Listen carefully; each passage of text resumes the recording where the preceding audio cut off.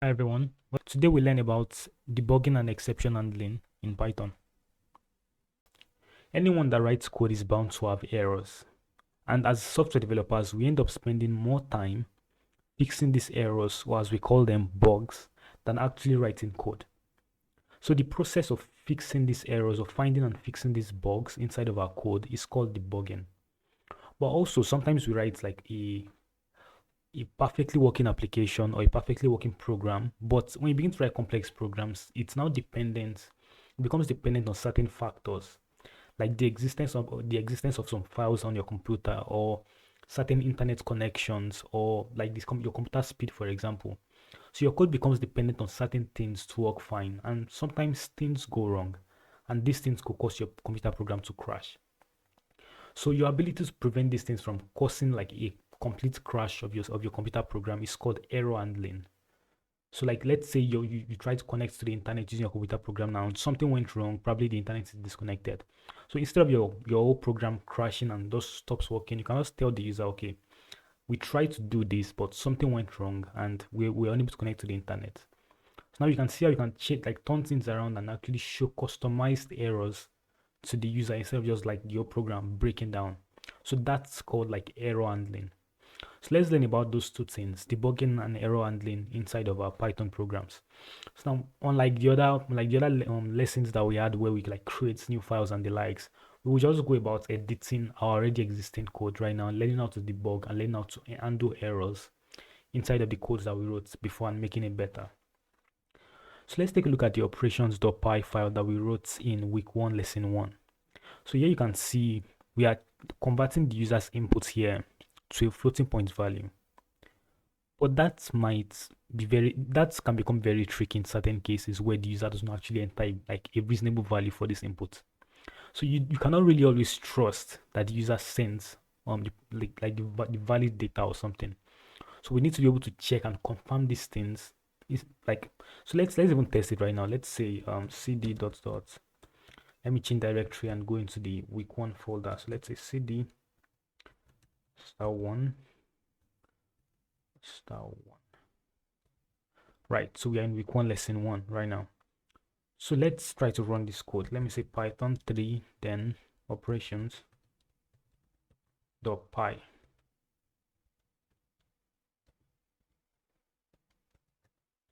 And when I run my code now using like 8 then 78.4, but now you can begin to see how things go wrong. Here we used, for the first number we use a floating point value, but for the second number when we use like a normal int, that means we can only undo integers. But here we can see, because I used like a decimal point, everything went wrong. The whole program crashed, and I cannot, as a normal user, I cannot really tell what really went wrong, except you're a developer. You can actually see that, okay, what's causing this is because we used a floating point value instead of an integer. So you need to be able to handle these things and prevent things like these errors from displaying to the user whenever they are using your programs. For example, so let's try to fix this now. Let's use what is called the try and the except syntax. So let's come back here in our code. Let's bring this down, say try. So try allows us to attempt to do things, but then when it fails, we can actually, instead of the error just coming out and saying like syntax error or programming error or something like that, we can actually show any error that we want to show to the user. Like we determine the error to show to the user, and it's be more reasonable than this whole line 2 stuff that is showing on the terminal. So let's say it's try. So I want to try to convert this to an integer.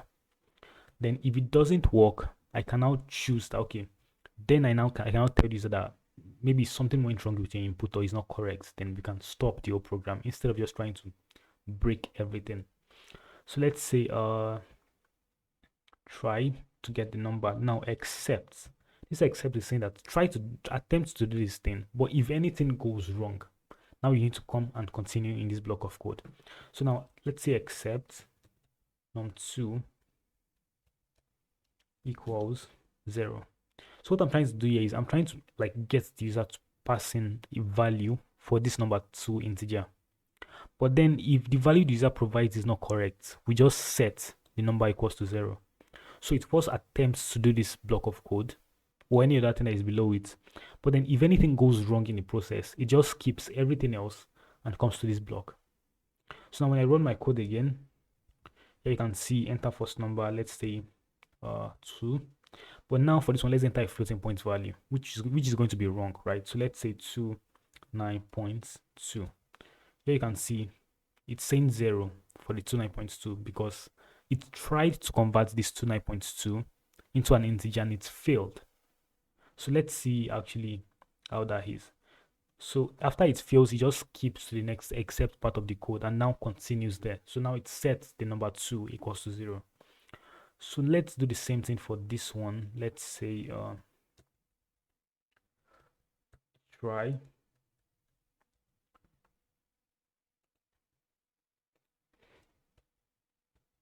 accept num1 equals 0. So when I run my code again, for this one, the num1 like can accept floating point values. So that means it can also accept normal integers. But let's say I pass in some text, then it will actually fail this line because we cannot convert text into a floating point value. But now when I enter this now, you can see it didn't actually stop my program from running. So let me run for this one again. Let's say for this one, I also pass in some text. Now when I enter, it's saying 0 plus 0 equals 0. Because it's both of the lines that we try to get the user's input failed. So we just set the numbers to 0 in this case. So we've been able to undo the error. But this time, instead of just printing, say I was setting to 0, let's actually tell the user, now you did something wrong. So the user can actually tell from like the response of the program that something went wrong because of what I typed in the input. So let's come back here and say print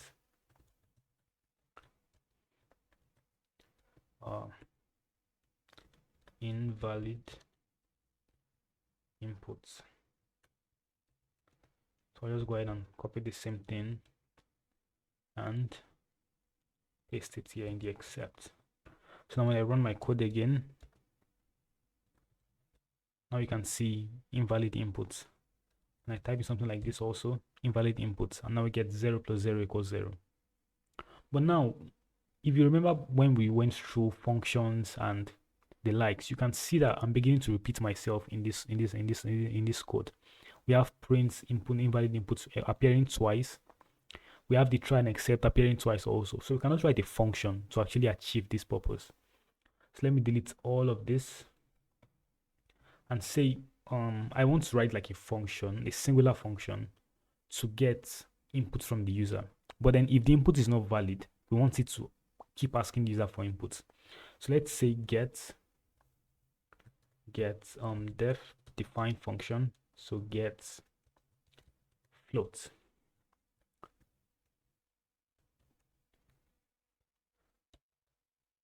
So define function gets floats. We want the function to like take in, we don't actually need any arguments. So we want this function to return the floating point value that the user entered. So it will keep asking the user for input until the user enters a valid floating point value, or an integer in this case.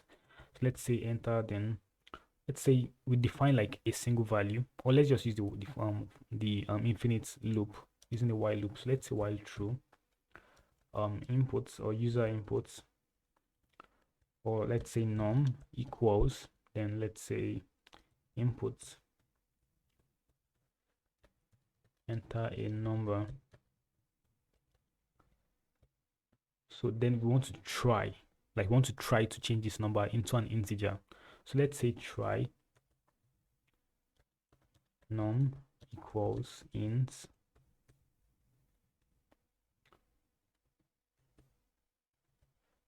num. Nope. Try num equals int num. So this will try to convert the num variable into an integer. But if it fails, then we want to like repeat this process over and over again. So let's say except.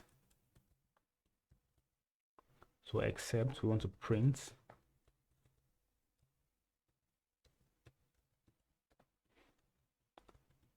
invalid, and then just continue the whole infinite loop. But now let's come back here and say num1 equals get float. That means we've been able to define the num1 variable by asking the user for input using our function. Let's do the same thing for num2. So let's say num2 equals get float again. So now let's run our code and see if this works as intended. Let me run my code now, enter a number. So let's see, I'm just a little bit stubborn. I entered like a letter instead. So there you can see it's saying U, like it's invalid. So this will continue forever as long as I keep entering like an invalid data. So now let's say 8 in this case. It works fine. It doesn't say invalid, but it keeps asking me for the enter a number again. But I can see that my input is not invalid now, but it continues to ask me for a number. So now let's see what went wrong. So this, I mean, apparently now we are in an infinite loop right now. So let's just cancel this and try to see where things went wrong. So when trying to debug your, now we have an error on our hands. So when trying to debug your code, we have one greatest tool called the print function. Allows us to like get into different parts of our code and see what's actually going on by printing different stuff, like every line that we have. So let's come to the first part of the while loop. So obviously we can see that we have an infinite loop on our hands. So we know the error is coming from this loop because it's the only loop we have here, and it's an infinite loop unless something breaks and something stops. So we continue to repeat these things over and over again. Let's come here and say print the value of num, like the value that the user enters in this case. And let's say here also print num. So here we can begin to determine like what's going on, like what's the value of the integer in different parts of the code. But now you can begin to notice that even without using the print function, we can begin to tell that what's really causing this error is because we didn't stop this infinite loop at any point. So we should have used the break function to like stop everything from running as soon as we get a valid input from the user. So let's come down here and say break. So this will like break the whole infinite loop. Let me just go ahead and delete this line. Now when I run my code again, enter 2 as inputs. Now you can see we've printed 2 because we've been able to capture the user's inputs as per this line that we have here. So let me just delete this because we no longer need it. We fixed our error. So now this entire number that is coming the second time is because we call this function twice. So now let's do this and 4. But now you can see also we have one more error that is happening here. Let's check the error to try to find out like what went wrong. So we have traceback file blah blah blah, but you can see we have like the file that we are running currently, operations.py. That's where the error is coming from. We have line 14, so we can see here that we have the error is from this line, right? In module blah blah blah. So we have in unsupported operand types for plus, non-type and non-type. So what this is telling us that we have two values that are none in this case. So let's try to actually check if those values are none. It's saying that these two values, num1 and num2, are of non-types, which means the values are not initialized, they are just empty variables. So let's try to find out if that's actually correct. So let's print both values. Let's say print num1. Let's use an f string so we can actually tell the difference. So f, so let's say num1 equals, I'll do the same thing for num2 also. Copy, nope.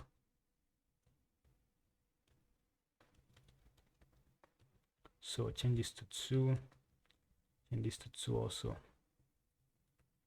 Now when I run my code again, we should have entire number 9, entire number 2. But now you can see here, the values of num1 and num2 is none. That's because when we call the function, it didn't return any value. So that's why both values are just none, because we didn't set them to anything. So what we just need to do is update our get float function to now return the numbers that we actually got before breaking out of the function. So let's come back here and say return num. But now here you can see like this VS Code feature that is now blurring out this line, like it's making it look lighter. That's because as soon as you return from inside of a function, everything else stops. So currently we don't need the break keyword anymore, because the return will stop everything by itself without actually using the break. So let's just delete this line and our code will work exactly the same. But now this time it will work because we've returned the values. So now when I run my code again, we have enter number 8, enter number again 2, and we have num1, num2, 8 and 2. 8 plus 10 equals 8 plus 2 equals 10. So we've been able to find the error and fix it now using our print functions in the lines of the code. So now that it has worked, we just need to delete this because we are done with it. Right, so we've been able to undo errors in this case. Let's try to find some more errors to fix inside of our code. Now I want to go to the grocery package that we wrote earlier. So let's come back to functions.py. Okay, file.py. Right, so inside of this file, we are doing a few things. We are writing into a file, reading from a file, and cleaning out an entire file. But yeah, with this one specific line of this one specific function header is actually quite dependent on an existing file. So we are trying to read from a file inside of our read function. But what will happen if the file is not existing? Then that would cause like an error. But when we are writing into a file, we don't care if the file is existing or not. We just create it. So this one's actually immune to like this problem. So let's actually test this. Let me delete my grocery.txt file. So let me, after I delete my grocery.txt file, now let me now run my code again and now try to read in this case. So let's say let me change directory cd.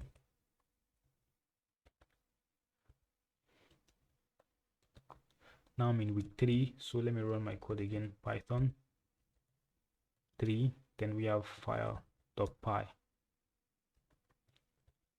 Now you can see we have action. So let's say I want to read from my file. Now you can see we are having the error here saying that on line 20 of file.py, we try to call the read function on this place. But you can see that the function is not actually from this line because this is just a function call. So we can actually guess that this function, this error that's coming from this line is from inside of the function that we called. So we can go back up to the read function and state that, okay, the error is coming from here because in line 20, we just called the function.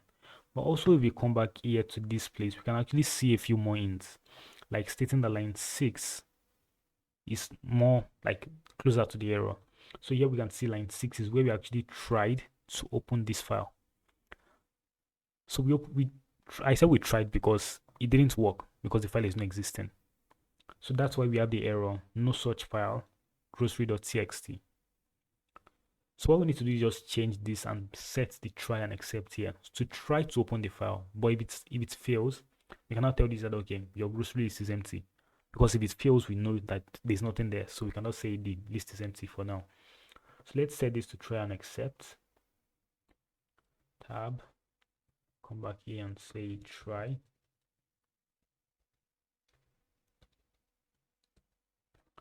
And now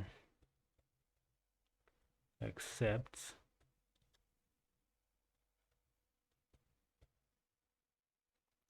So we also have one more keyword stating the pass function. So the pass allows us to just continue without doing anything. So what we want to do first here in this print is say just print your grocery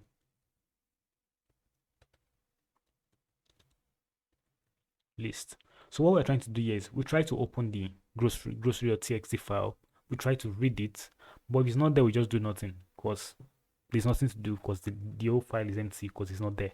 So we just try, then we pass because there's nothing to do after if it's not existing. So we just leave it like that.